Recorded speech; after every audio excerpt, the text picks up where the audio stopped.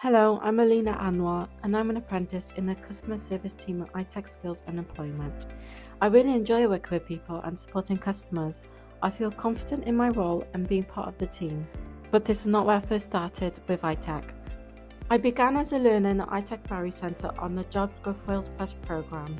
When I first started there, I was shy and I didn't have the self-belief that I do now. From doubt to direction, iTech helped me to find not just a path but a passion. As I moved on to the employment strand and a work placement as a HR business partner support assistant with the Vale of Glamorgan Council, where I could put theory into practice and feel what it is like to be in an office environment. Moving through for the Jobs Growth programme, it gave me confidence, resilience and motivation, which I now use as an apprentice in iTech customer service department.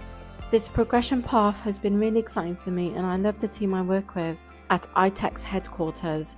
And now, as a customer service advisor completing my level 2 apprenticeship, I've learned to communicate professionally, manage my time and handle customer inquiries with confidence.